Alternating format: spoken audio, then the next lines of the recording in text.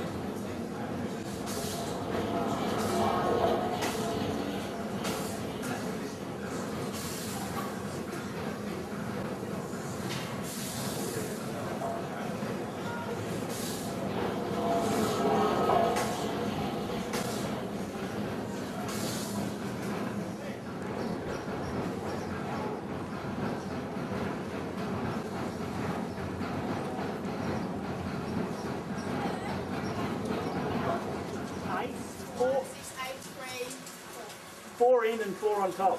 In a cave like this, you fit roughly about 6 miners.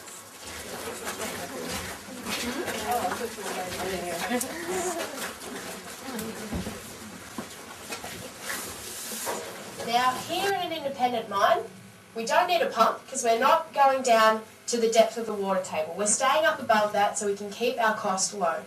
We're not using expensive equipment because we can't afford it. So we're only using hand tools, picks, shovels and crowbars. That's all we've got here.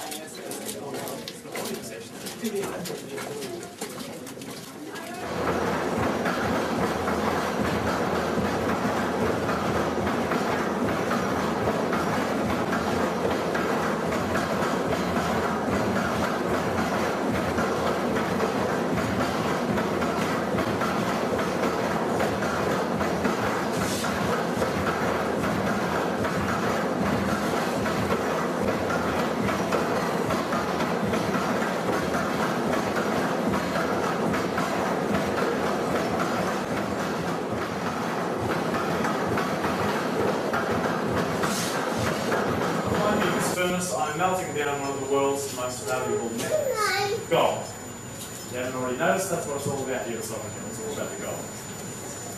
Now, why must it come through the blacksmith?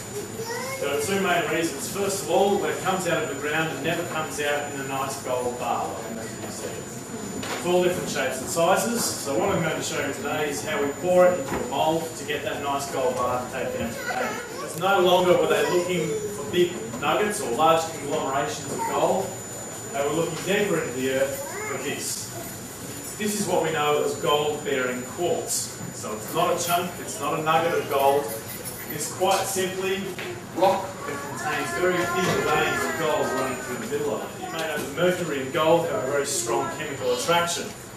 So the gentleman over there would line their devices with mercury so that when the slurry ran over the top, the gold and mercury would combine and create an amalgam, and the rest of the mud and water would be washed away. This is where my job comes in. The gentleman over there would bring that amalgam to me and I place it into one of these. This is a retort. So we place the amalgam into that bottom part, seal it off with the lid, place it over a furnace much like the one behind me. Again, if you're scientifically minded, you may know that mercury has a lower boiling point than what gold does. So it's going to vaporise, rise up and travel down that tube before the gold turns to liquid.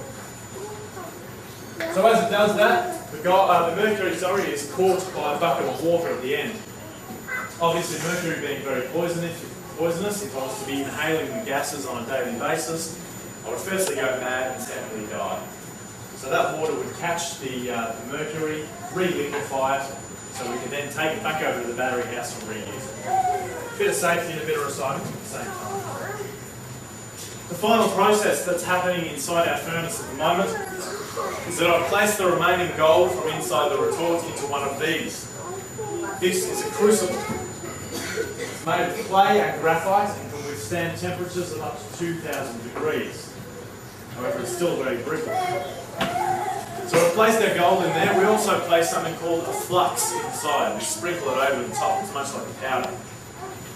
That flux is in there so that when our gold melts down and turns to liquid, the impurities will rise to the surface and mix with that powder to create a crust.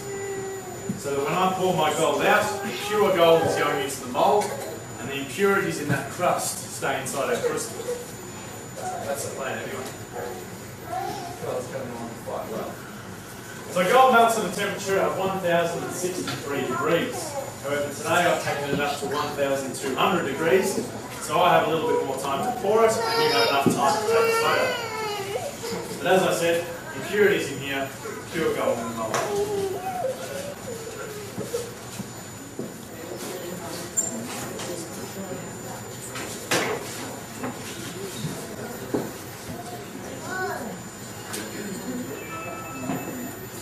Here we go.